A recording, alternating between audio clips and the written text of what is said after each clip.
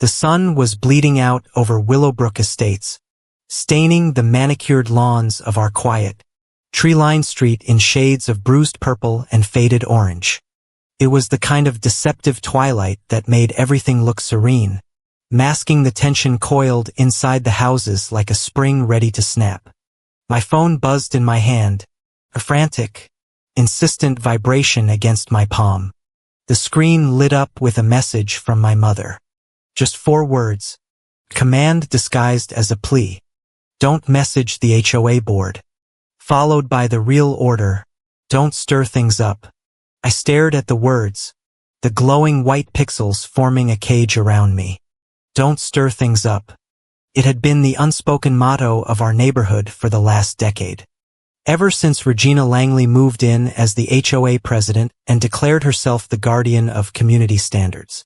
It was whispered after every fine slapped on a mailbox for being the wrong shade of beige. Every meeting where someone was publicly shamed for their grass being half an inch too long. Every time a resident was told their opinion was disrespectful or antagonistic to the harmony of Willowbrook. I took a steadying breath, the cool evening air doing little to calm the hot wire of anger pulling tight in my chest. My fingers moved with practiced, almost robotic precision. Volume down button and power button pressed simultaneously. The screen flashed, capturing the message. I swiped open my email, attached the image to a new draft, and sent it to my private secondary account. I didn't need to think about the subject line. Mom/control. It joined hundreds of other entries in a digital archive of quiet coercion. A meticulous log of every time I had been told to be smaller, quieter, less. It was my secret ledger, the one place where the truth was recorded without comment or apology. I was still standing on the top step of the porch, looking at the email sent confirmation, when her shadow fell over me. I didn't need to look up to know it was Regina.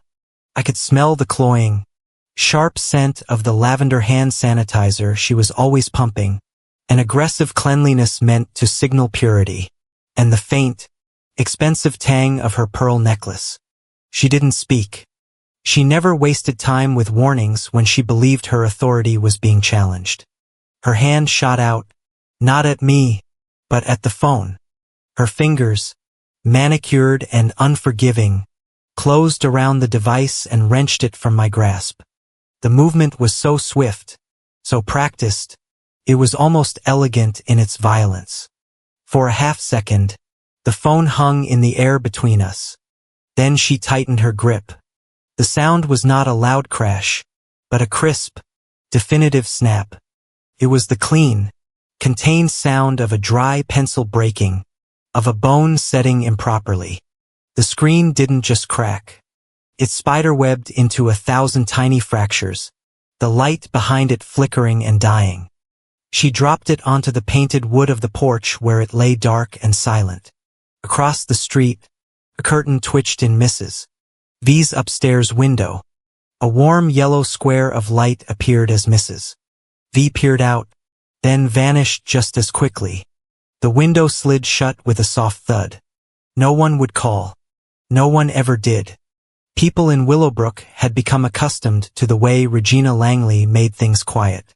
She was a master of managing appearances, of containing her temper within the 4 walls of her property line, of making any potential witness feel that they were the ones intruding, that what they were seeing was a private neighborhood matter being handled with regrettable but necessary firmness.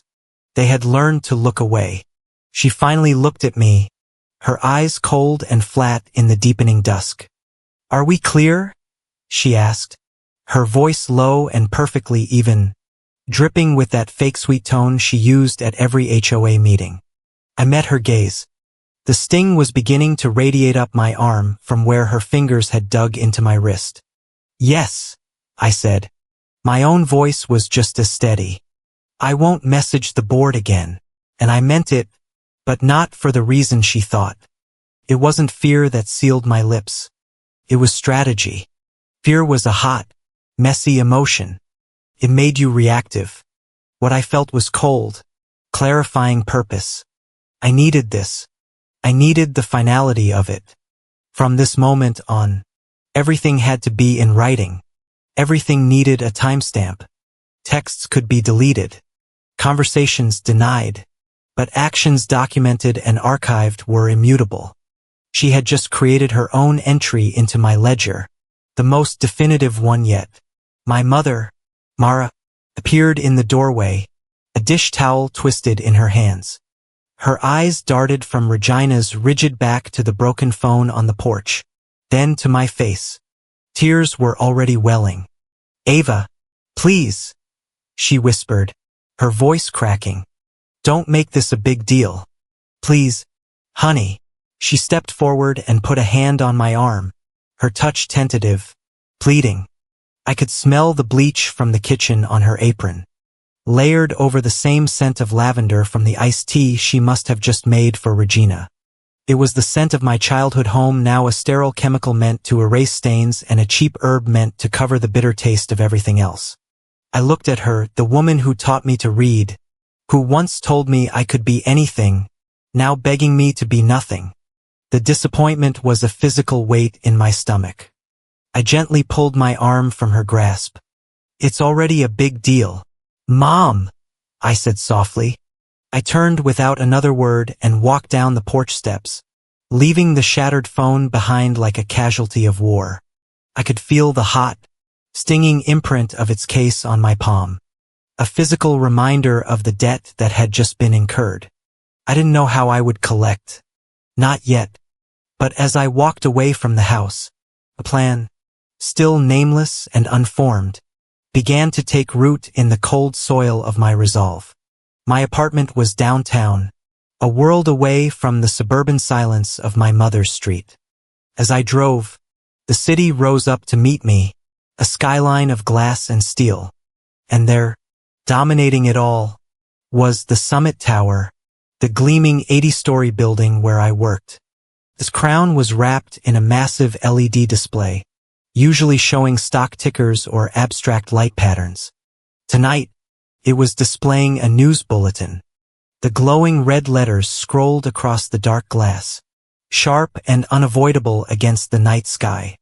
Willowbrook Estates and Summit National Services merger enters final due diligence phase. Summit National, my company. I pulled the car over to the curb, my heart suddenly beating a hard, frantic rhythm against my ribs. The merger. It had been the talk of the office for months. A massive $890 million deal that would create one of the largest property management firms in the region, professionalizing every HOA in the tri-state area. It was my world. I was the lead on the risk data integration team, the person who lived and breathed the numbers, who saw the patterns and liabilities everyone else missed. My phone was broken, but I had my work tablet in my bag. I grabbed it, held it up to the windshield, and took a picture of the scrolling text on the tower. The image was grainy, the red letters slightly blurred, but it was clear enough. It was a record. Back in my apartment, the silence was a relief. I plugged the tablet in, imported the photo, and created a new encrypted folder on my secure drive. I stared at the blinking cursor, thinking of a name, not Regina or evidence. This was bigger than that. This was corporate. I typed the file path with methodical keystrokes. Merger artifacts.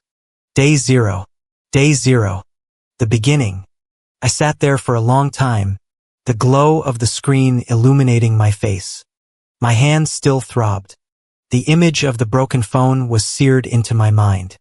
The memory of my mother's terrified plea echoed in my ears.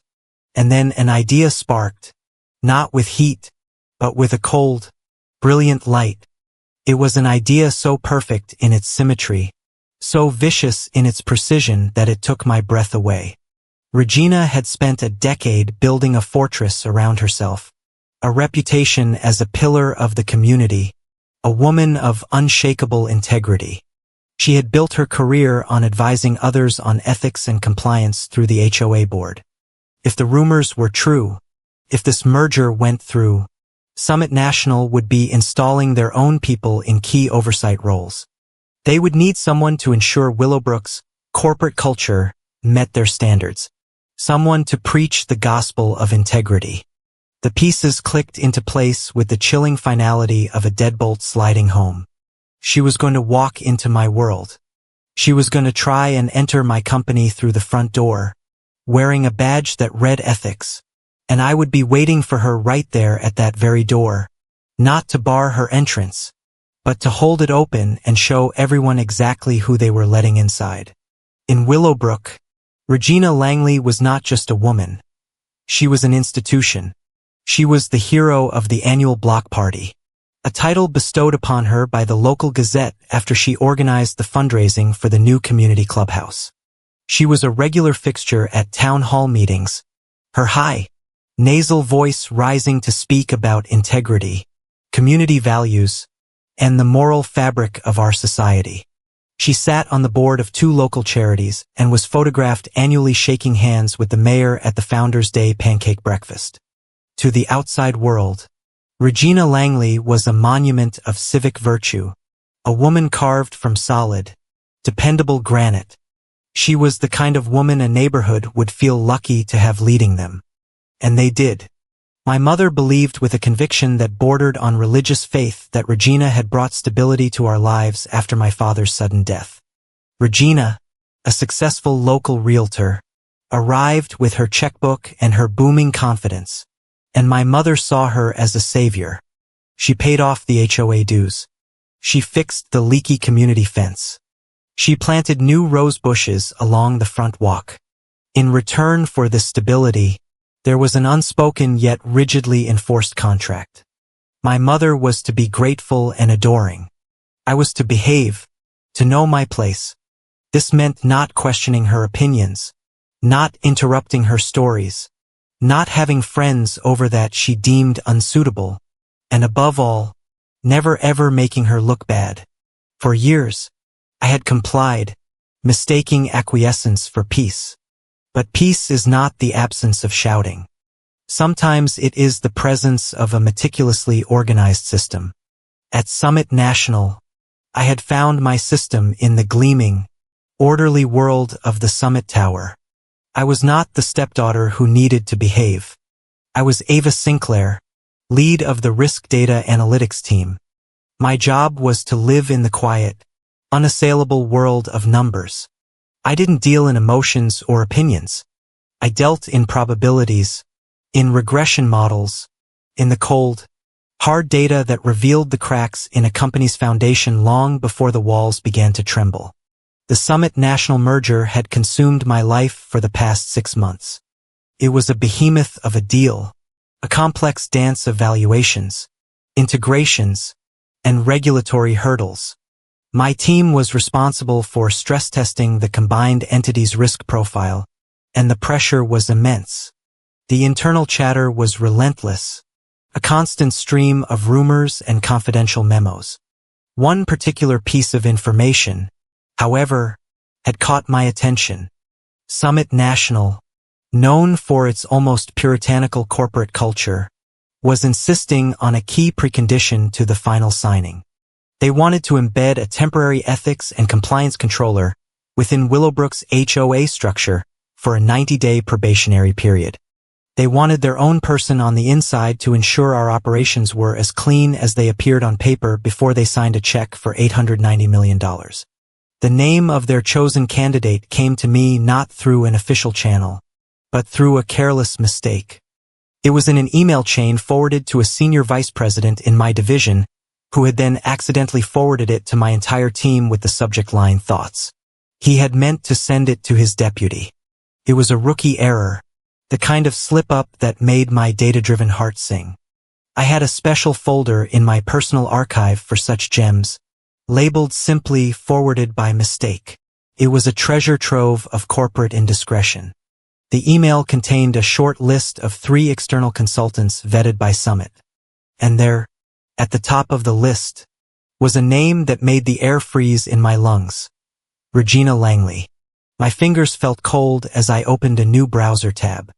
I navigated to her LinkedIn profile, a page I knew well, but now saw with a terrifying new clarity. It was a masterpiece of curated respectability. The profile picture showed her smiling, her teeth impossibly white, standing in front of the new clubhouse she had helped build. The bio was a carefully worded symphony of virtue.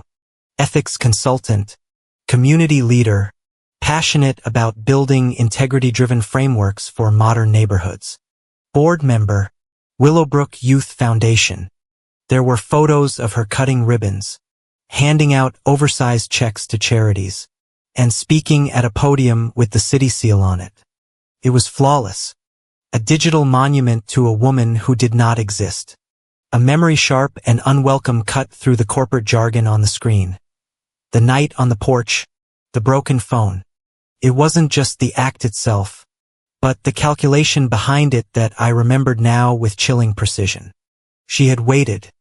She had waited until the old flickering bulb in the porch light had finally burned out a week prior, a repair she, the master enforcer, had somehow overlooked. She had waited for a Tuesday, the night the entire neighborhood, including the ever-watchful Mrs.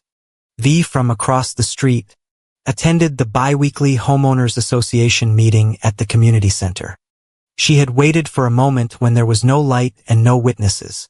Her rage wasn't a spontaneous eruption. It was a scheduled event executed with the same methodical planning she applied to a neighborhood citation. She didn't just control people.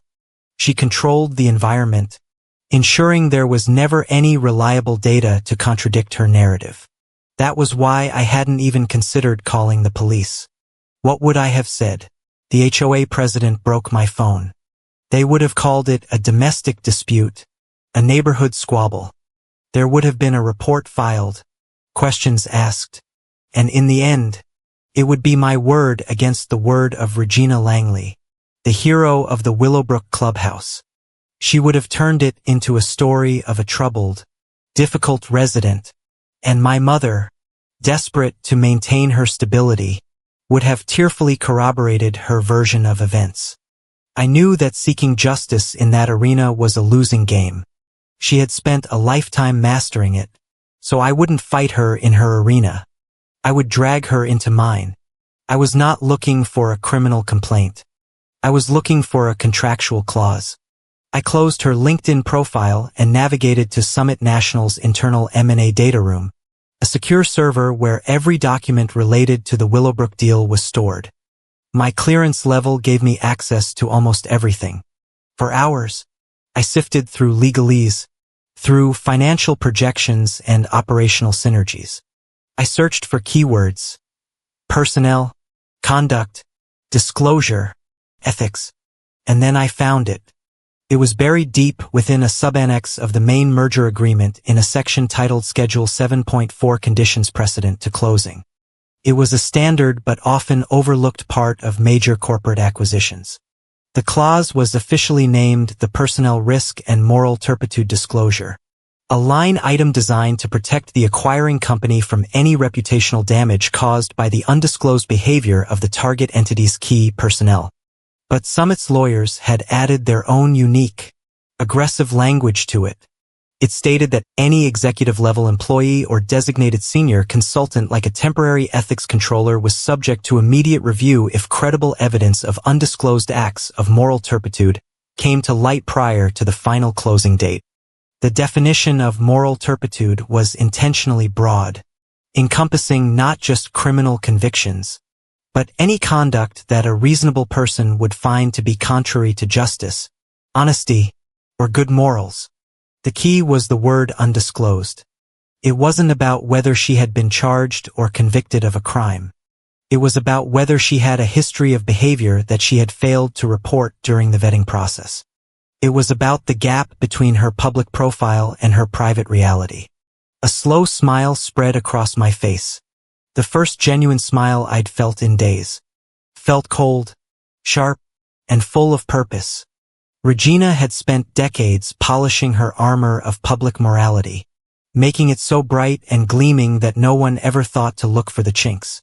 She believed it was her greatest strength, her impenetrable fortress.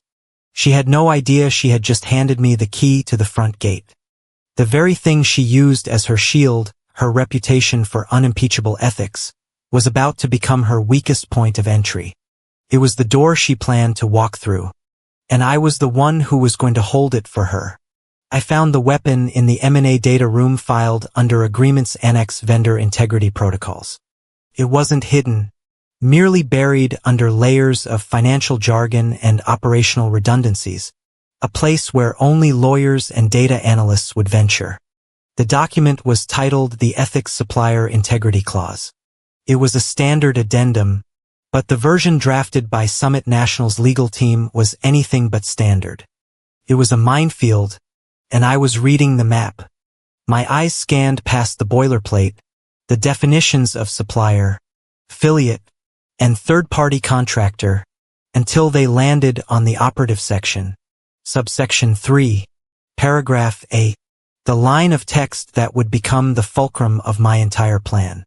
It read, "Any undisclosed act of moral turpitude by a designated executive officer or seconded senior consultant of the target entity, if deemed credible by the acquiring entity's independent review board, will trigger an immediate suspension mechanism on the integration process." I read it again and a third time. The language was precise, clinical, and utterly devastating. It was a legal kill switch. I followed the reference in the text to the definition of the suspension mechanism. It was not a minor penalty. A triggered suspension meant an immediate and total freeze on all systems integration between Willowbrook and Summit. It meant a halt to all data migration, a lockdown on shared financial instruments, and a public announcement of a delay. It was a corporate heart attack. And then came the financial penalty, the teeth of the clause. A triggered suspension automatically initiated a penalty hold on the $45 million security deposit Willowbrook had placed in escrow. The breaching party, the party whose personnel had committed the undisclosed act, would be liable. $45 million, the price of Regina Langley's integrity. Next, I examined the procedural requirements for evidence. The clause was specific. Any submission to the review board had to be supported by evidence with a clear and verifiable provenance. The list was explicit. Timestamped digital communications, authenticated audio or video recordings, certified logs from telecommunication providers, official documents. It was a high bar designed to prevent frivolous claims and corporate sabotage. It was a bar I could meet. But the true genius of the clause, the beautifully exploitable loophole, was in what it did not require. Corporate review boards, especially those populated by older, powerful men, had a long history of dismissing the private lives of their colleagues. A messy divorce, a public argument, a drunken outburst. These were often written off as personal matters, irrelevant to business as long as no charges were filed. They operated on the principle of not convicted, not our problem. This clause, however, was different. It did not require a guilty verdict. It did not require an arrest. It did not require a police report or a legal filing. The standard was not beyond a reasonable doubt. The standard was credible. It only required evidence of reprehensible conduct that a reasonable person would find morally objectionable. Regina Langley, the public saint, had never been charged with a crime, but her conduct witnessed by me was undeniably reprehensible, and I was a very reasonable person. Sitting in the sterile glow of my dual monitors, I minimized the legal document and opened a new encrypted text file. I began to draft a checklist, my fingers flying across the keyboard with a new cold clarity. Evidence checklist R. Langley. Direct threats. Intimidation. Mother's text message. Don't message the HOA board. Don't stir things up. Screenshot acquired. Timestamp day 01842. Logs from carrier showing Regina's calls and texts to my mother immediately prior to her message. Her pressure campaign. Physical act/destruction of property. The shattered phone requires photographic evidence. Condition is indisputable. Physical injury. Bruising on wrist from where she grabbed the phone. Requires high-resolution time-stamped photography. Metadata critical. Corroborating third-party evidence. Indirect audio from Mrs. V's doorbell camera across the street. Even muffled. Her raised voice would establish a timeline and the presence of a conflict. It would prove she was there and that the interaction was not calm. Records of the porch light being reported as broken and not repaired establishes premeditation. The creation of an environment without witnesses. The list was solid, but one piece was missing. The linchpin. How to get the logs from my mother's phone. The proof that Regina had commanded her to silence me. Asking her was impossible. She was too deep in denial, too terrified of disrupting the fragile stability she clung to. I didn't need her permission. I needed a technicality, and I found it in the fine print of their neighborhood life. A year ago, Regina had proudly announced she was moving my mother's phone onto her business account with Langley Realty LLC. She'd framed it as a cost-saving measure, a generous act. I knew it for what it was, another tendril of control, a way to monitor her calls and data usage under the guise of business administration. But in doing so, she had made a fatal error by placing her phone on a corporate plan paid for by her company as a business expense. She had legally reclassified it. It was no longer a purely personal device. It was a corporate asset. Its data logs were arguably the property of the company that paid the bill. My plan formed, precise as a line of code. I wasn't going to hack her phone. I was going to leverage the asset's legal status. I knew the login portal for the carrier. Regina used the same simple password format for everything related to her business. I would access the call and text logs as if I were the account administrator, which, for the purposes of a corporate data audit, was a defensible position. I was not fabricating evidence. I was not creating a story. I was an analyst pulling data from a server they had forgotten to properly secure. I was conducting a risk assessment on a future summit national consultant. My actions were not born of personal revenge. They were an act of corporate due diligence. That would be the narrative. It was clean.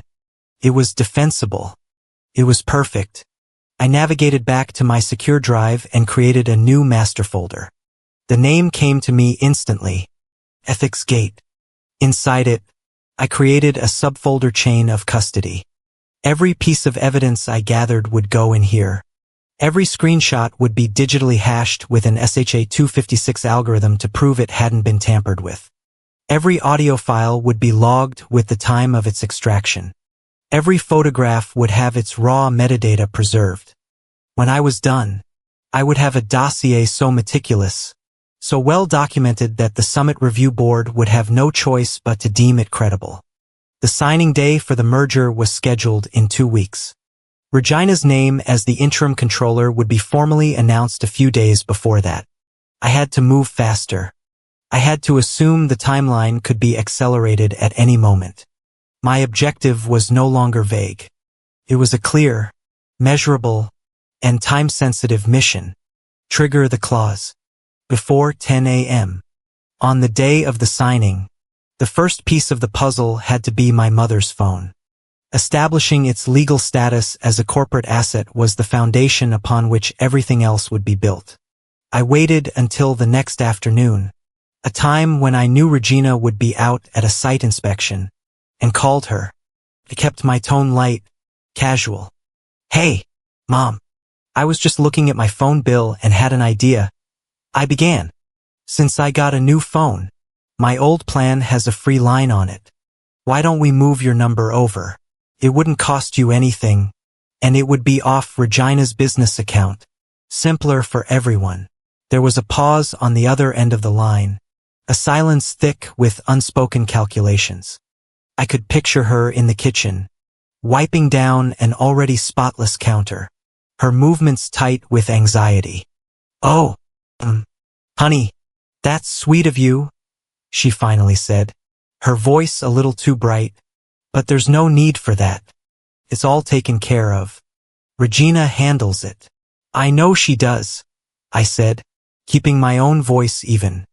"I just thought it might be better to have it separate for your own privacy." The word privacy hung in the air like a provocation. It's fine, Eva. Really. Regina pays for it. It's easier this way, she repeated, a note of finality in her tone. Let's not make things complicated. Okay, Mom, I said, just an idea. I hung up, a cold satisfaction settling over me. She had said it. Regina pays for it. She had confirmed it was her account, her responsibility. Her refusal was my permission. Check. That evening, I logged into the telecommunications provider's corporate portal, Langley Realty LLC. The username was simple. Her initials and the year she founded the company. The password, as I had predicted, was a variation on her boat's name. A single click and I was in.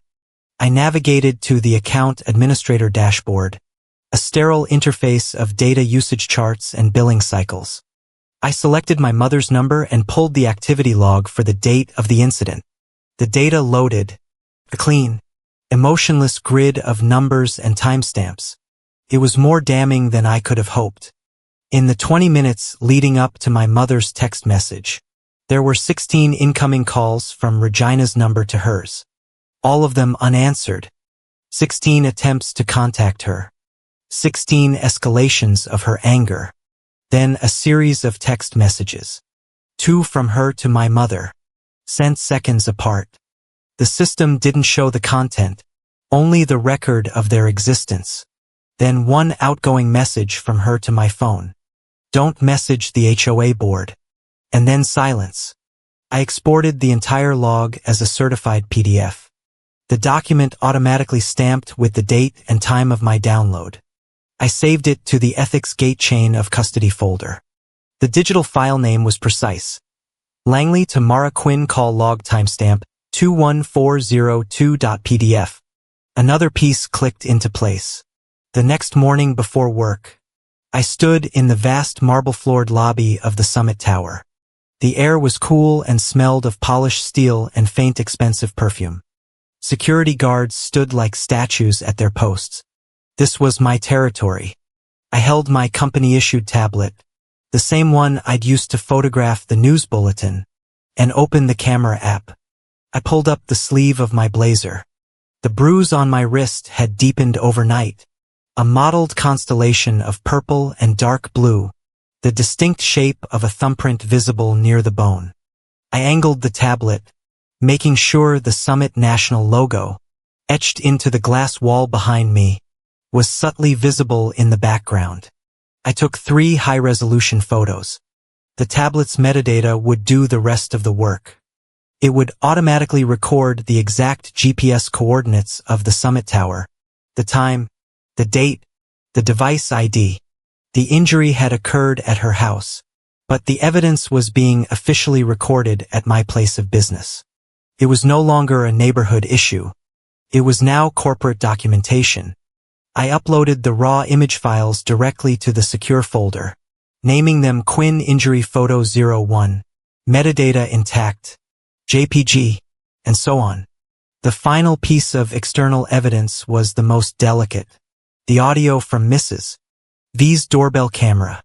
I bought a small, expensive-looking fruit basket on my lunch break and walked across the street to her house that evening. She opened the door cautiously, her small bird-like face etched with worry. "Ava, dear," she said, her eyes flitting past me towards my mother's house. "Mrs. V," I said with a warm, professional smile. "I hope I'm not disturbing you. This is just a little thank you. You've always been such a kind neighbor." I offered her the basket. She took it, flustered. "Oh, you shouldn't have," she murmured. "It's nothing. Actually, I did have a quick strange question," I said, shifting my tone to one of mild technical concern. "My company is doing a security review of our personal devices, and they're asking about any recent signal interruptions in the neighborhood. I know you have that new camera system. I was wondering if you noticed any interference the other night, Tuesday evening." Her eyes widened slightly. She knew exactly what I was talking about. Interference. Yes. Or any unusual activity. I said smoothly. There was a bit of a loud discussion at our house. I'm just trying to document the timeline for my report. I imagine your camera probably picked up the sound. Would it be possible to get a copy of the audio file from around 6:30? It would really help me close out my security ticket at work. I had given her the perfect out. It wasn't about being a witness to a fight. It was about helping a neighbor with a technical problem for her job. She hesitated for a moment, then nodded slowly. Let me see what I can do, dear. An hour later, an email arrived in my inbox. The subject was Tuesday. The body was empty. There was a single attachment, front door 0284.mp4. I didn't open it. I downloaded it directly to the chain of custody folder. I ran a script to extract the audio track without re-encoding it, preserving the original file in its pristine state. I then ran the SHA-256 hash on the new audio file, generating its unique digital fingerprint.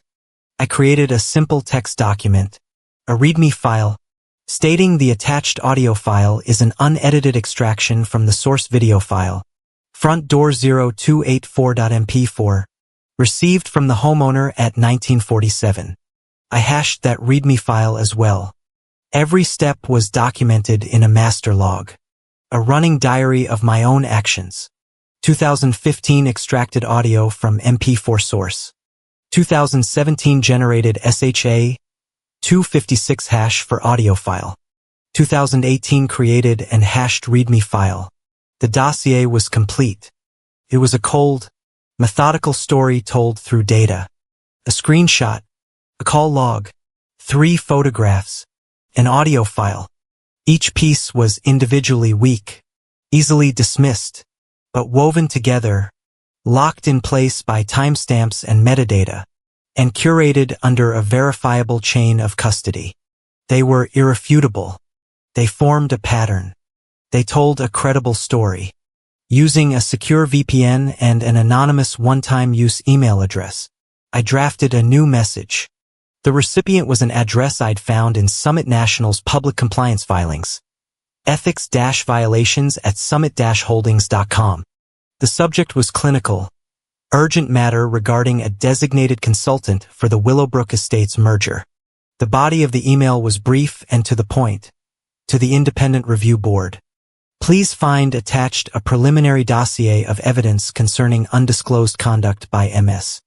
Regina Langley, a candidate for the interim ethics compliance controller position. The evidence is presented with a complete chain of custody and is submitted for your review under the terms outlined in Schedule 7.4 of the merger agreement. We trust you will handle this with the discretion it requires. I attached the entire Ethics Gate folder as a single encrypted zip file. I took a deep breath and clicked send. Less than 60 seconds later, a reply appeared in the anonymous inbox. It was an automated response devoid of human input, but it was the most beautiful sentence I had ever read. Thank you for your submission. Your report has been received and assigned. Ticket A1173. The matter will be reviewed by the appropriate parties. Ticket A1173. It was real. It was in their system. I took a screenshot of the confirmation email, then printed a hard copy. I folded the paper, slid it into a thick manila envelope, and sealed the flap. On the front in clear black letters I wrote the instructions that would detonate the entire deal, to be opened by the presiding council of the merger committee. Do not open before 10 a.m. On the day of signing. Open only if Ms. Regina Langley is seated in the capacity of interim controller. I placed the envelope in my briefcase. My work was done. I didn't need to win a trial. I didn't need an apology or a confession. I didn't need to destroy her life. I just needed to create a $45 million question mark. I just needed to stop the clock for 48 hours. The rest would take care of itself. The day of the signing dawned cold and gray, the sky over Willowbrook the color of brushed steel. It was a perfect day for an execution. I arrived at the summit tower before the sun had fully risen. My reflection a fleeting ghost in the polished black granite of the lobby. I didn't go to my own floor, the bustling hub of the data analytics department. Instead, I took the Silent Express elevator to the 57th floor. Legal. It was 7:32 a.m. The legal department was a world of its own.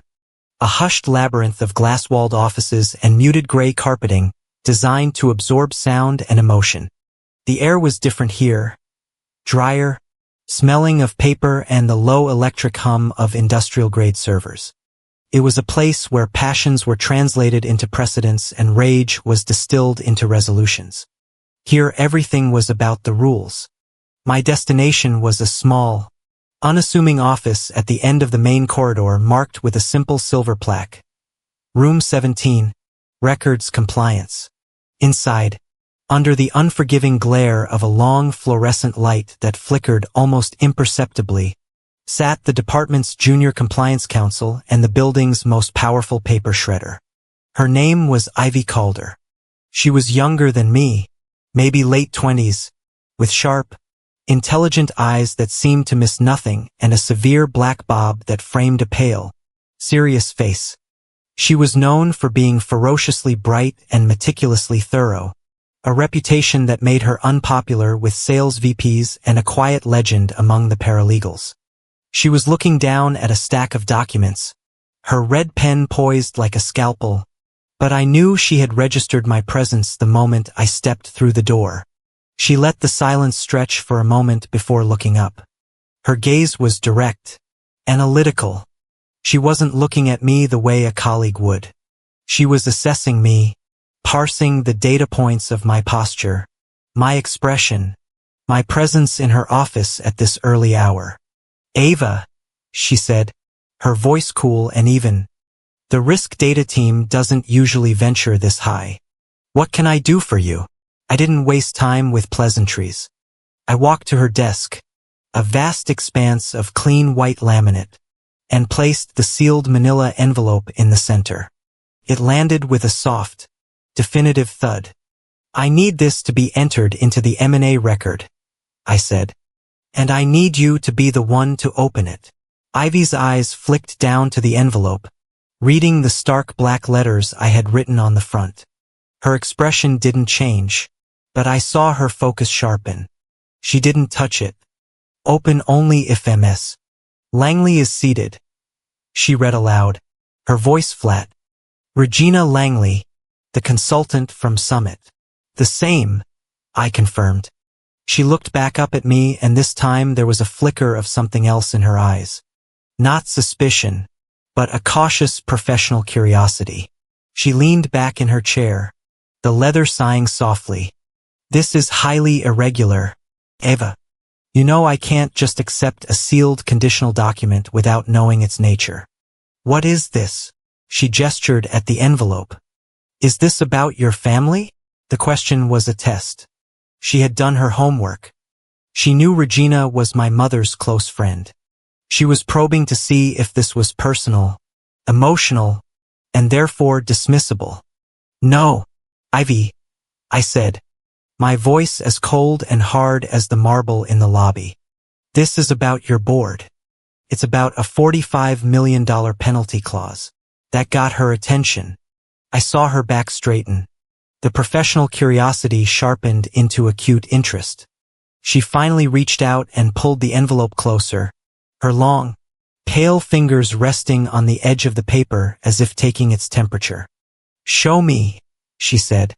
I pulled out my tablet, which was already queued to the correct document in the M&A data room. I placed it on the desk next to the envelope. My finger tapped the screen, highlighting the text. Schedule 7.4, the Personnel Risk and Moral Turpitude Disclosure, specifically subsection 3, paragraph A. Ivy leaned forward, her eyes scanning the legal text. I watched her read the operative line, then the definition of the suspension mechanism, and finally the reference to the $45 million penalty hold. I saw the exact moment she understood the implications. Her hand, the one holding the red pen, which had been hovering over her paperwork, slowly lowered until the nib rested on the page. She didn't make a mark. She just stopped. She was silent for a full minute, her gaze fixed on the tablet screen. The only sound in the room was the low hum of the lights and the whisper of the building's ventilation system. Finally, she looked up at me, her face unreadable. "The standard of evidence is credible," she said, more to herself than to me. "Not convicted." "Precisely," I said. Ivy pushed herself away from the desk and swiveled her chair to face the window, looking out at the gray expanse of the city. "If what's in this envelope meets that standard," she said, her voice quiet, "they would have to stop the signing. The board would be legally obligated to, under the terms they themselves agreed to, the reputational risk, let alone the financial penalty." She trailed off, then sighed, a thin wisp of sound. She turned back to face me. "This is a very big play, Eva. You understand the consequences if you're wrong, or if this is perceived as a malicious personal attack." "I'm not the one who wrote the clause," I replied. "I'm just the one who read it. I don't want the money, Ivy. I don't want a settlement or a payout." I leaned forward, my hands flat on her desk, bringing myself closer to her level. "I want the woman who is about to be appointed as the ethical guardian of this neighborhood to not represent our ethics. I want the rules of this company to apply to her." I saw a subtle shift in her expression. The professional mask softened for just a fraction of a second, replaced by a look of grudging respect. This was a language she understood. It wasn't about emotion. It was about principle. It was about the integrity of the system she had sworn to uphold. She nodded slowly. "All right, but if this goes to the board, they will scrutinize the evidence. They will attack the source. They'll need more than a folder of anonymous files to confirm the chain of custody. We'll need a witness, someone who can verify at least one piece of this." "I have one," I said without hesitation. I reached into my pocket and pulled out a small, crisp business card I had printed the night before. It wasn't a real business card. It was a prop designed for this exact moment. It had a name and a phone number on it. "Mrs. V," I said, sliding the card across the desk to her. "She's my mother's neighbor. Her doorbell camera provided a key timestamp. She's elderly, has no connection to the company, and is a completely neutral party. She'll confirm that she provided the file." Ivy picked up the card, her eyes scanning the name. She placed it carefully on top of the envelope. The final piece was in her possession. She looked from the envelope to the tablet and then to my face. The moment of decision had arrived. The air in the room felt thin, charged. "The signing is scheduled to begin in the summit room at 10 o'clock, she said, her voice now stripped of all ambiguity, returning to the sharp, decisive tone of a lawyer setting the terms. "Regina Langley is scheduled to be introduced and seated in her temporary capacity at 9:55. She stood up, the authority of her office settling around her like a cloak. She looked directly at me, her eyes holding mine, making sure I understood the full weight of what was about to happen. "At 9:58, I will walk into that room and I will open this envelope. If you are wrong, if this evidence is weak or unsubstantiated, I will personally draft the report recommending your immediate termination for attempting to sabotage a corporate merger.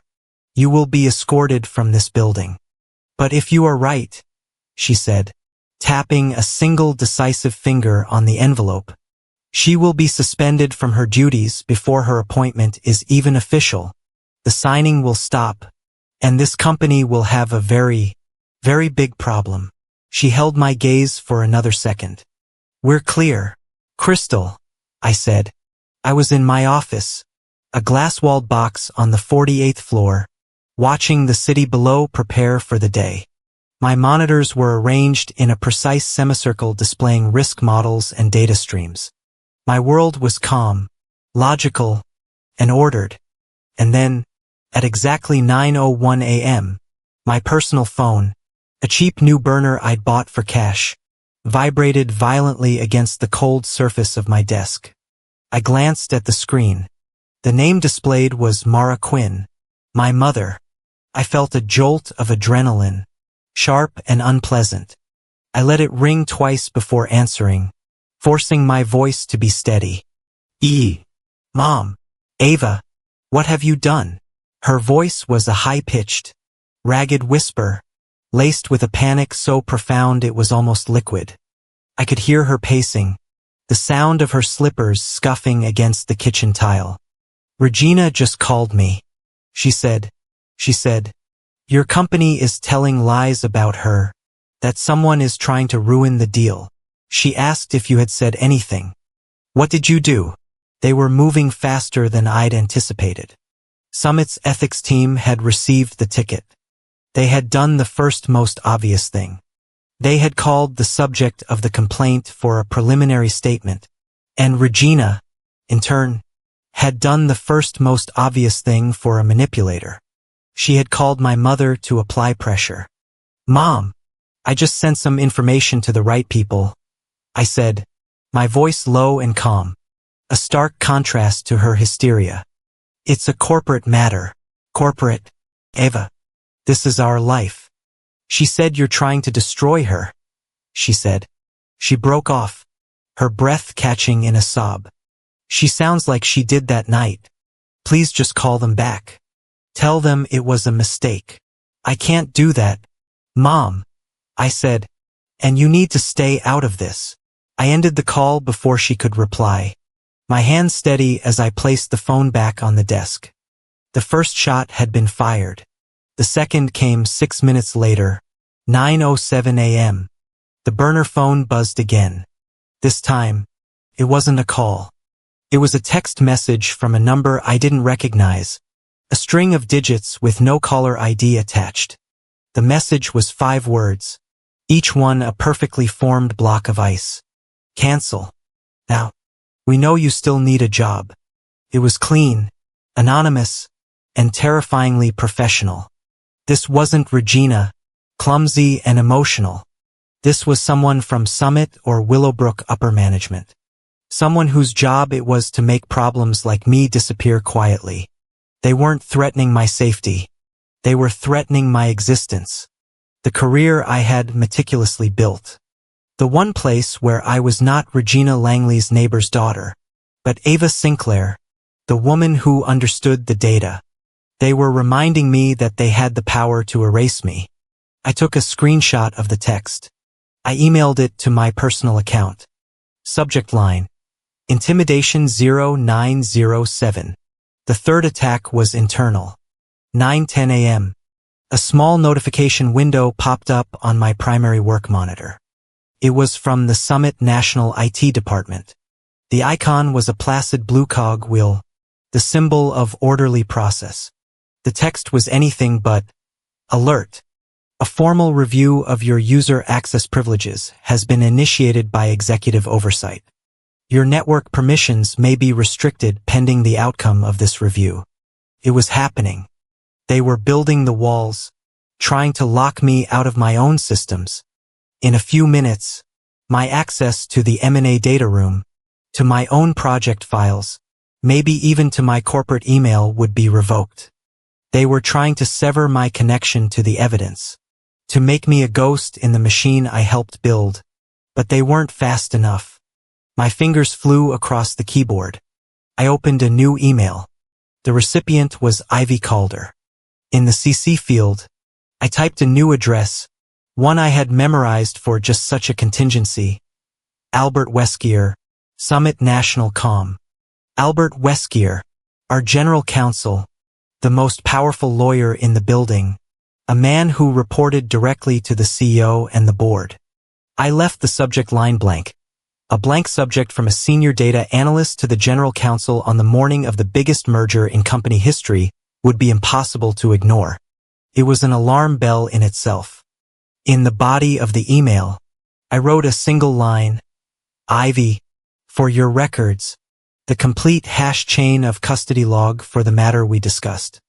I attached the final master file, The document containing the unique SHA 256 digital fingerprint for every single piece of evidence in my dossier. It was the key, the mathematical proof that nothing had been altered. I clicked send. The email vanished into the corporate server, a digital torpedo now heading for 2 separate targets. Impossible to recall, impossible to delete from their inboxes. I had just escalated beyond plausible deniability. 9:22 a.m. On a secondary monitor, I had a social media feed open. A new post from Regina Langley appeared. It was a picture of her taken that morning. She was sitting in a leather armchair, a cup of coffee steaming on the table beside her, an open Bible in her lap. Her head was bowed, her eyes closed, the morning light from a window creating an almost beatific glow around her carefully styled hair. The caption was simple, a quiet moment of prayer and gratitude before a big day. Integrity is a gift. The post already had over 100 likes. She was polishing her armor in public, reinforcing the narrative of the good woman under attack. 9:31 a.m. A new calendar notification chimed on my desktop. The title was stark. 10 a.m. Signing of Phase 1 Agreement. Summit Room. I had been officially invited. It was a power play. They couldn't exclude a team lead from the signing ceremony without raising questions. But by inviting me, they were also daring me to make a scene.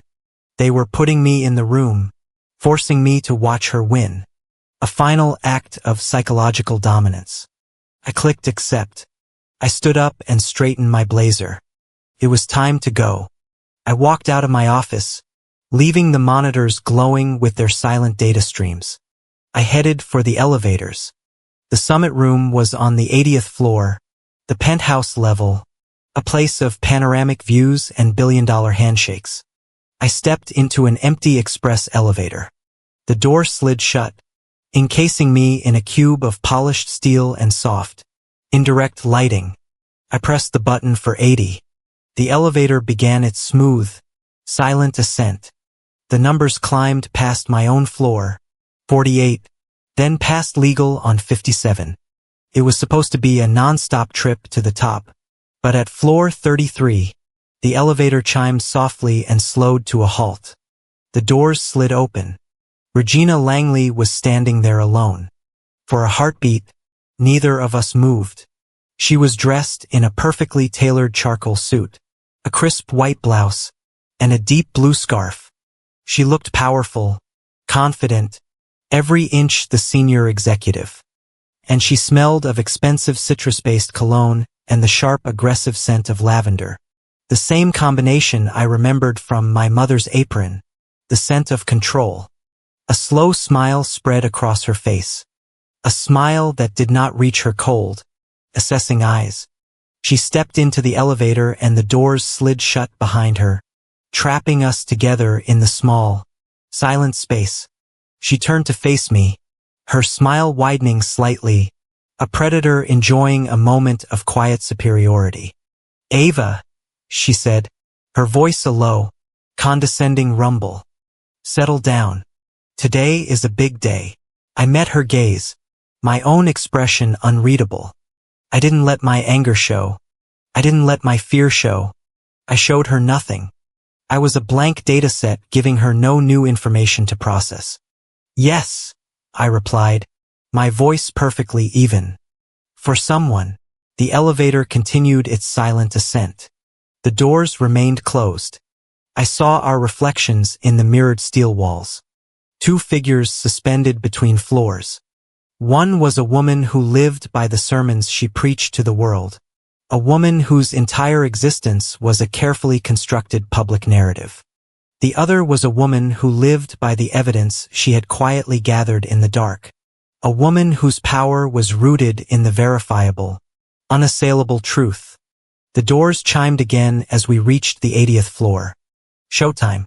The summit room was less an office and more a testament to power. Located on the building's highest floor, its 2 exterior walls were seamless panes of floor-to-ceiling glass, offering a God's eye view of Willowbrook and the sprawling landscape beyond.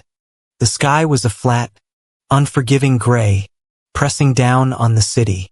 Inside, the silence was absolute, engineered. A single massive table made of dark, polished mahogany and inlaid with a strip of smoked glass ran the length of the room. Around it sat the architects of the $890 million deal. Summit's CEO, our general counsel Albert Weskier, and 2 senior VPs. Across from them sat their Willowbrook counterparts, a mirror image of expensive suits and strained professional smiles. I was seated at the far end of the table, a junior figure whose presence was a required formality. My hands were resting in my lap, my tablet dark on the table in front of me. I was just a data analyst. I was just a fly on the wall. The large digital clock on the wall. Its numbers a soft, unemotional white. Read 9:57 a.m. The room was suspended in the final moments of anticipation before the ceremony began. Leather-bound folders containing the signature pages lay closed. Mont Blanc pens were placed precisely beside them. Glasses of iced water beaded with condensation, untouched. At precisely 9:58, Regina Langley walked in. She was not escorted. She entered as if she owned the room, a warm, confident smile fixed on her face. She nodded to the Summit CEO, gave a familiar comradely glance to the Willowbrook executives. She was performing, projecting the easy authority of a woman entirely comfortable in the corridors of power. "Gentlemen," she said, her voice resonating in the quiet room.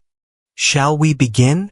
She walked to the empty chair reserved for her at the head of the table, directly between the 2 company delegations. It was a position of neutrality and oversight, the chair of the ethicist. She pulled it out, the movement smooth and assured. She placed her expensive leather briefcase on the glass surface, the action punctuated by the soft, solid click of its brass latches. She was home, but just as she was about to sit, a calm, clear voice cut through the silence. "Excuse me." Every head in the room turned. Ivy Calder stood in the doorway, a single manila envelope held in her hand. She was the picture of professional composure, her presence an unexpected and therefore disruptive element. "Ms. Calder," our general counsel Weskier said, his voice edged with annoyance at the interruption. "We're about to begin." "I'm aware, sir," Ivy said, her gaze not on Weskier, but on Regina. "However, before Ms. Langley is officially seated and the signing proceeds, corporate due diligence protocol requires that I open this." She walked forward, her heels making no sound on the thick plush carpet. She didn't hurry. She moved with a deliberate procedural grace that commanded attention. She placed the envelope on the table in front of Weskier. Regina, still standing behind her chair, let her smile falter for just a fraction of a second. She looked at the envelope, then at me, a flicker of dark understanding in her eyes. She had seen me in the elevator, but she had dismissed me. She had underestimated the rules. Weskier looked at the envelope, then at Ivy, his displeasure obvious. "What is this?" "A time-stamped submission to the M&A record," Ivy replied, her voice unwavering. "Its terms require it to be opened at this specific juncture." The room was now utterly still, the silence no longer anticipatory, but heavy with tension. Weskier, bound by the very protocols he enforced, sighed and picked up the envelope. The sound of his finger breaking the seal and tearing the thick paper was obscenely loud. A violent rip in the fabric of the room. It was as sharp and definitive as the sound of a phone screen shattering on a wooden porch. He slid the contents out. There were no dramatic gasps. There was only a subtle shift in the room's atmosphere, the quiet, collective intake of breath as the executives processed what they were seeing. The first page was the printed confirmation from Summit's own ethics violation system. The words Ticket A1173 were clearly visible. The second was the high-resolution photograph of my bruised wrist, the Summit logo on the wall behind it, lending it a chilling corporate authenticity. Then came the certified call logs, the grid of 16 missed calls from Regina to my mother, then the screenshot of her text to me. Weskier slid the top page aside, revealing the final document, the summary page I had created, showing the audio waveform extracted from Mrs. V's camera next to the long alphanumeric string of its SHA-256 hash, the chain of custody. The lead negotiator for Willowbrook Estates, a severe-looking woman with silver hair named Marcus Thorne, leaned forward slightly. She didn't need to read the details. She understood the symbology of the evidence instantly. She looked away from the papers and fixed her gaze on Regina. A single, perfectly manicured eyebrow arched. "Ms. Langley," Thorne said, her voice dangerously soft. "Do you have anything you wish to declare at this time?" Regina, who had finally lowered herself into her chair, forced a short, dismissive laugh. It sounded brittle, thin. "Marcus, gentlemen, please," she said, spreading her hands in a gesture of magnanimous maternalism. "This is a misunderstanding. My neighborhood, we've been having some minor troubles. My friend's daughter is a very passionate young woman. This is a small community matter. We are in the process of reconciling." She tried to meet my eyes across the long table to pull me into the familiar narrative of the difficult resident and the patient, long-suffering president. But I didn't look at her. I looked at Ivy, and Ivy, in her calm, measured voice, spoke the words that rendered her defense meaningless. She wasn't looking at her. She was looking at the leather-bound agreement in the center of the table, as if reading directly from it. The clause does not stipulate that the conduct must be criminal, nor does it make exceptions for neighborhood relationships, she stated, her voice cutting cleanly through her bluster.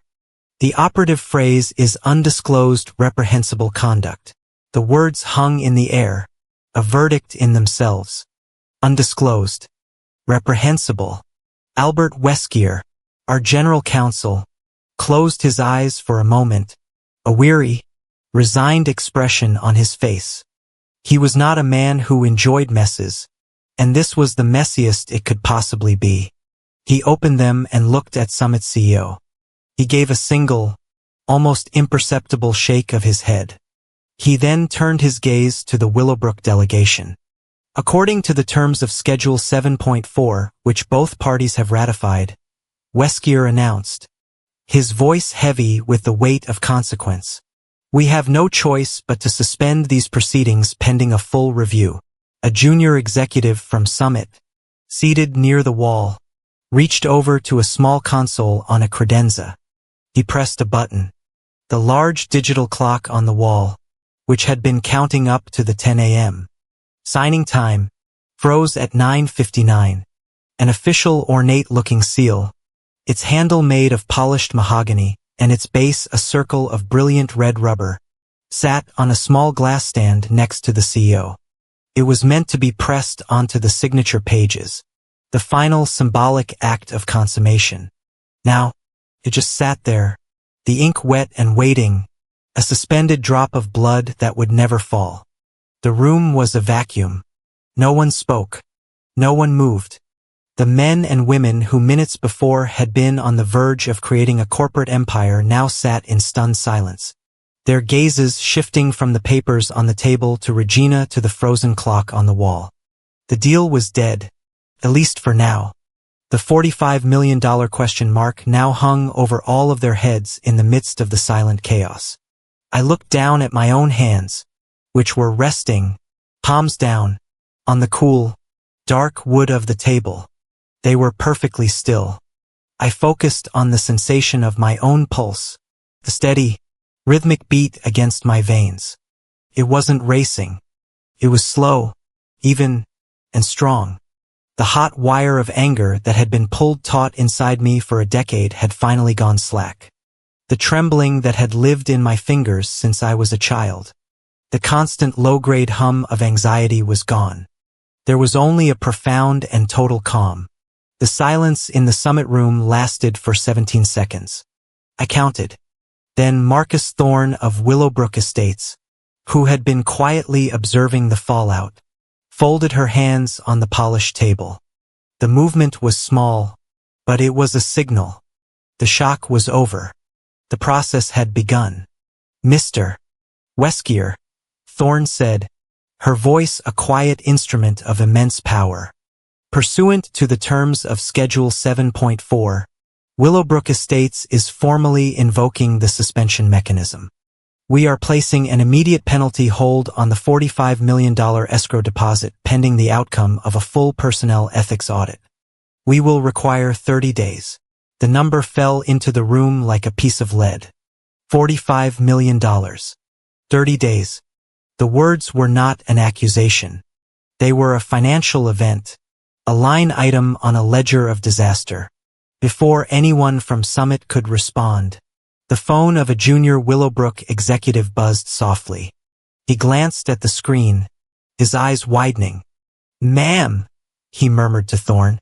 "It's already on the wire." On the far wall of the room, a massive integrated screen that had been displaying the logos of the two companies flickered. An algorithm had caught the news. The Summit and Willowbrook logos were replaced by a scrolling news ticker from the Willowbrook Financial Gazette. The headline was brutal in its simplicity. Merger signing halted amid allegations of ethics violation. Beside the headline, two other numbers appeared. Stark and red. SNL 3.1%. WB 2.8%. The market had started to price in the cost of Regina Langley's integrity, and the opening bid was not good. The sight of the headline, the tangible public evidence of her ruin, finally broke Regina's composure. The mask of the patient, reasonable woman shattered, and the raw, furious entitlement beneath was exposed. She shot to her feet, her chair scraping violently against the floor. "This is a setup," she roared, her voice once a tool of calm authority, now a ragged, desperate bellow. She pointed a trembling finger across the table at me. "She's fabricating all of it. This is a neighborhood disagreement, a malicious attempt to sabotage me because she's a troubled, vindictive resident." She was playing her last card, the one that had always worked for her, the appeal to the boardroom, the plea for them to believe the woman of stature over the hysterical neighbor. She looked around the table, seeking allies, seeking the familiar nods of people who understood that sometimes residents just had to be managed. But she wasn't in her living room anymore. She was in a legal jurisdiction. Ivy didn't raise her voice. She didn't have to. She spoke into the silence that followed her outburst. Her tone placid and unarguable as a stock market ticker. "The clause does not require a conviction or a legal judgment," she said, as if reading from a textbook. "It only requires that the evidence be credible." My burner phone, sitting dark on the table beside my tablet, began to vibrate. It was a low, insistent hum, a frantic, desperate pulse against the wood. The screen lit up, Mara Quinn. It vibrated for a few seconds, then stopped. A moment later, it began again and again. She was calling repeatedly, a frantic digital manifestation of the panic Regina had unleashed. I didn't look at it. I reached over, swiped the screen to silent mode, and surreptitiously tapped the button to record all incoming voicemails. I was still gathering data. The room was now visibly divided, a physical representation of the battle being fought. The lawyers, Ivy, Weskier, the entire Summit contingent were looking at the documents, at the contract. They lived in a world governed by clauses and definitions. The other half of the Willowbrook team, the executives who had golfed with Regina, who knew her from charity fundraisers, were still looking at her. They lived in a world of reputation and relationships. In the middle of the table, the $45 million penalty hold sat like a bomb, waiting to see which world was stronger. Albert Weskier made the decision. The law won. He picked up his phone. his movements weary but decisive. He pressed a button on the side. "This is Weskier. I need a security detail in the summit room immediately. We have a non-employee whose access credentials need to be revoked." A moment later, the door to the room opened silently. A uniformed security guard stepped inside. He was a large man built for quiet, implacable obstruction.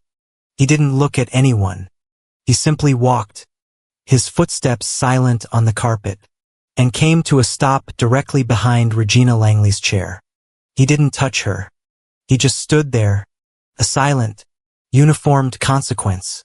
The finality of it, the quiet, bureaucratic dismissal, seemed to enrage Regina more than anything else. Her face was blotchy, her eyes wild. Her public execution was complete. She turned her head slowly, and her gaze, filled with a venom so pure it was almost black, settled on me. She leaned forward, her voice dropping to a low, vicious hiss that was meant only for me, but that carried across the silent room. "You have destroyed your mother's future," she spat. I didn't look at her. I did not give her the satisfaction of a personal engagement. Instead, I lifted my head and looked directly up at the small, dark, hemispherical camera mounted on the ceiling in the corner of the room. I looked into its cold, unblinking lens, ensuring my response would become a part of the official time-stamped record of the meeting. "Her future," I said, my voice clear and steady, "was never yours to control." The summit CEO, a man named Sterling, who hadn't spoken a single word since Ivy entered the room, had been holding his heavy gold-nibbed fountain pen. As I finished speaking, his fingers seemed to go slack. The pen slipped, falling the few inches to the table. It didn't land on the mahogany. It landed on the inlaid strip of smoked glass. The sound was not a soft thud. It was a sharp, loud crack, a percussive, definitive report that echoed through the vast, silent room like the fall of a judge's gavel, like a hammer striking a nail. The sound of the falling pen seemed to echo long after it had settled. The room was frozen in a tableau of corporate shock. The men and women at the table were statues, their faces masks of disbelief and dawning horror. The only movement was the slow, steady crawl of the news ticker on the wall screen. Each new character another nail in the coffin of the merger. The security guard stood behind Regina's chair, a silent monument to the new reality. The silence was broken not by a voice, but by the violent shudder of the heavy glass door to the summit room being thrown open. My mother stood there, a hurricane in the eye of the storm. Her hair was disheveled, her coat misbuttoned, her face pale, her eyes wide with a terror that seemed too large for the room. She was not seeing the executives or the lawyers or the security guard. She was only seeing me. "Ava," she gasped, her voice a raw, broken thing. "Ava, what did you do?" She stumbled forward, her hands outstretched, a supplicant begging for the reversal of a history that had already been written. Before she could reach the table, before she could collapse the carefully constructed order of the room into the chaos of our family, Regina moved. It was an instinct, a muscle memory of control honed over a decade of private interactions. She shot out of her chair and her hand clamped down on my mother's upper arm, her fingers digging into the fabric of her coat. It wasn't a gesture of support. It was an anchor. It was a vice. "Mara, not here," she hissed, her voice a venomous whisper. But it was too late. This was not here. This was not the dimly lit porch or the empty kitchen. The security guard moved with an instantaneous impersonal efficiency. He took one step forward, placing his large, solid body between Regina and my mother. He did not touch Regina. He simply became a physical barrier. "Ma'am," the guard said, his voice calm, deep, and utterly devoid of emotion. "Please release the lady." The command, so simple, so public, had a profound effect. Regina's hand flew back as if burned. And in that moment, my mother saw. Her eyes, which had been fixed on me, now darted to Regina's face, then to the impassive face of the guard, and then back to the arm Regina had just released. She flinched, a small, violent shudder, as if the ghost of her touch was still there. Her eyes grew wider still, not with panic now, but with a dawning, horrifying clarity. She saw what the guard saw. She saw what everyone in the room now saw. I didn't say a word. I simply turned my tablet on the table to face her. The screensaver dissolved, revealing my desktop. There was only one folder visible. A folder I had moved there that morning. The name was simple, Mom Control. I tapped the icon. The folder opened, revealing a long scrolling list of files. Each one was a screenshot. Each one was a message from her. The subject lines were a litany of her fear, a timeline of her compliance. Don't stir things up. She's just trying to help. Please, Eva, just be nice. It's easier this way. Don't make her angry. Her eyes scanned the list. Her own words rising up to meet her. The evidence of her own long imprisonment catalogued and timestamped. I leaned forward slightly, and my voice was barely a whisper, a private communication in a room full of witnesses. You have the right not to live in fear. Mom. She looked from the screen to my face. A single tear traced a path down her cheek. She shook her head. A slow, deep negation, but it wasn't a negation of my words. It was a negation of her entire life for the past 10 years. The tears came faster then, silent and steady. Her hand, which had reflexively started to reach for Regina's sleeve when she first entered, dropped to her side.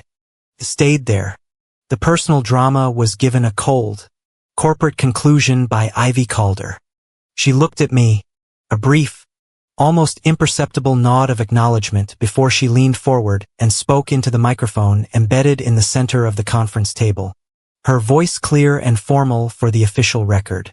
Let the minutes show, she announced, that the evidence presented has been deemed credible and sufficient to trigger the suspension mechanism under Schedule 7.4. The proceedings are officially halted.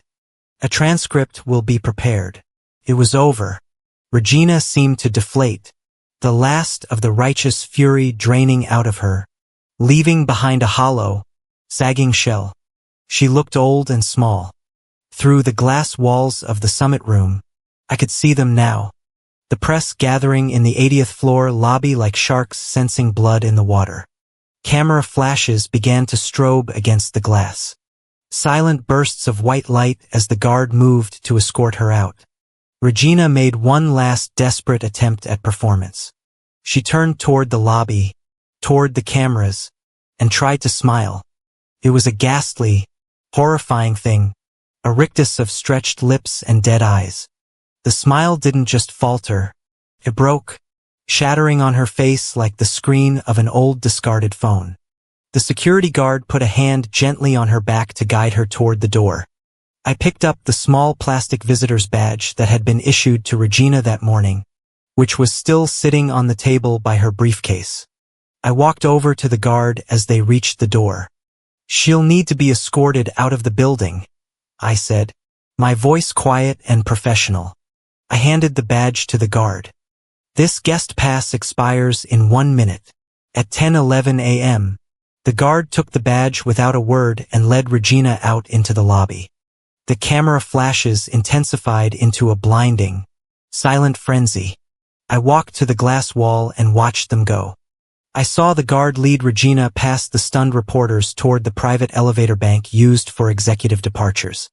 My mother stood near the door of the summit room, wrapped in a silence of her own, watching her go. The digital clock on the elevator bank wall was large, visible even from where I stood. The white numbers counted down the seconds with cold, impartial precision. 10 hours, 10 minutes, and 58 seconds. The elevator doors were still closed. The security guard was speaking into his wrist communicator. Regina stood beside him, a woman waiting for a train that would never come. Her guest pass was no longer valid for this elevator. They would have to take the service elevator. She would be escorted out through the basement. 10 hours, 10 minutes, and 59 seconds. She had to exit through the main lobby through the turnstiles everyone else used. The guard gestured and Regina, her shoulders slumped in defeat, began the long, slow walk toward the main security gates that led to the public exit. 10 hours and 11 minutes. She reached the gate, a sleek barrier of chrome and glass. She held up the visitor's badge to the optical scanner. There was a soft, almost inaudible beep. A small red light blinked once.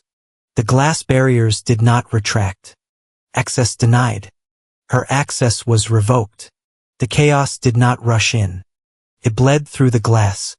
From the suspended silence of the summit room, the 80th floor lobby became a frantic, silent movie. Reporters, who had been held back by a velvet rope and a line of stoic security, surged forward the moment the door opened. The lobby was a churning sea of bodies, and the camera flashes were like strobing, angry seafoam, relentless and cold as ice. They beat against the glass walls, a silent, percussive storm of light. The executives, the architects of the fallen deal, remained in the room, paralyzed. They were people used to controlling the narrative, and the narrative was now a wildfire devouring them on live television. Albert Weskier was on his phone, his face a grim mask. Marcus Thorne of Willowbrook was already dictating a statement to her aide. They were no longer my concern. My work with them was done. Through the throng, I saw Ivy Calder. She moved with the same unhurried procedural grace she had displayed in the boardroom. She did not push through the crowd. The crowd seemed to part for her, sensing that she was the only source of official information. She stopped at a makeshift podium the security team had erected. She adjusted the microphone, the small movement causing a shriek of feedback that momentarily silenced the reporters. She waited for the quiet to settle, a pool of calm in the ocean of noise. Then she spoke. She did not offer a narrative or an apology. She simply stated a fact. The signing process between Summit National and Willowbrook Estates has been suspended, she said, her voice clear and amplified, cutting through the residual din. The suspension was triggered pursuant to the terms outlined in Schedule 7.4 of the binding agreement. She said nothing more. She did not take questions. She simply turned and walked back toward the private corridor. Her statement delivered, her duty fulfilled. The reporters erupted, shouting questions at her retreating back, at the impassive security guards, at the glass walls themselves. In the midst of this pandemonium, Regina was escorted out. 2 security guards now, one in front and one behind, formed a small moving island of order in the chaos. Her path took her directly past the glass wall where I stood watching. The reporters swarmed her. Microphones and cameras thrust toward her face like weapons. She kept her head down, her face pale and slick with sweat. As she drew level with my position, she risked a glance up. Her eyes met mine through the thick soundproof glass. For a moment, the world fell away. There were no cameras, no lawyers, no $45 million penalty. There was only the creator of a system of fear and the analyst who had dismantled it. Her face twisted, a snarl of pure impotent rage. She leaned toward the guard beside her, her mouth moving, forming words meant to be a final, whispered dagger aimed at me. "Tell her," she rasped, her voice a low, guttural hiss. "Tell that little—" She never finished the sentence. She had forgotten where she was. She had forgotten about the forest of boom microphones hovering just above the crowd. Sensitive instruments designed to capture every syllable. Her vicious whispered threat was not a private communication. It was broadcast, amplified, and sent out over the airwaves. A raw, unfiltered feed of her true character. A collective gasp rippled through the reporters as they realized what they had just captured. Her final mask had not been removed. She had ripped it off herself. I did not react to her words. She no longer existed in my world of cause and effect. I turned my head slightly away from her and toward the sea of cameras. I found the lens of the largest network camera. A dark, unblinking eye. I looked directly into it. The flashes intensified. A blinding wall of light. I was told not to message, I said, my voice steady and clear, picked up by the same microphones that had just condemned her. Today, the data messaged for me. I turned away from the cameras. Then my own statement made. My part in the public spectacle was over. I looked at my reflection in the vast pane of glass. A woman stood there, her posture straight, her expression calm, and behind me, reflected in the same pane, stood my mother. She had not left. She was standing a few feet away, her hands clasped in front of her. She was not crying anymore. She was just watching. Her gaze fixed on the reflection of the woman who was her daughter. She was standing on her own. She was not leaning on anyone. On the news ticker still running on the screen inside the summit room, a new headline appeared. Stark and definitive. Merger suspended. Due to ethics violation. $45 million escrow frozen. It was done. The system had worked. I walked to a small empty side office away from the noise. I sat at a vacant desk, opened my tablet, and drafted one final email. The recipient was Ivy Calder. The CC was Albert Weskier. The subject line was 2 words. Ethics gate closed. In the body, there was only a single line of text. Final hash log attached for archival purposes. I attached the document.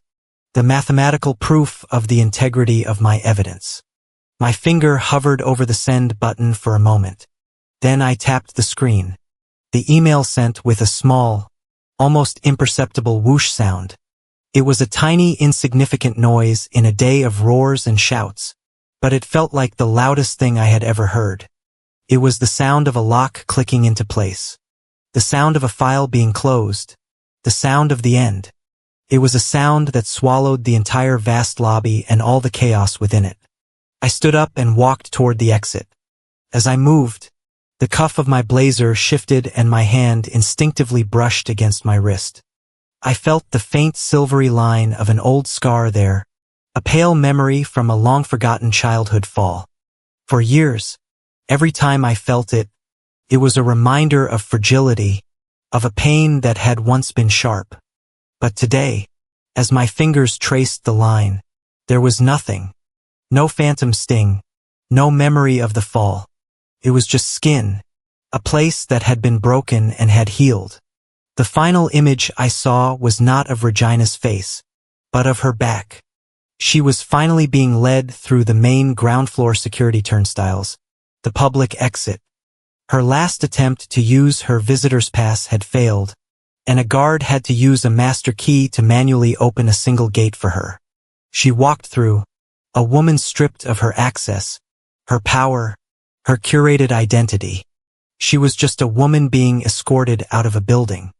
The moment her heel cleared the threshold, the glass gate slid shut behind her. There was a soft, definitive click as the magnetic lock engaged. The small indicator light on the turnstile turned from green to red. The end. Thank you so much for listening to the story. I'd love to know where you are tuning in from. So, please drop a comment below and let's connect. Feel free to share your thoughts on Ava's journey. If you enjoyed this, please consider subscribing to the channel, liking the video, and supporting us further by hitting the hype button to help the story be heard by more people.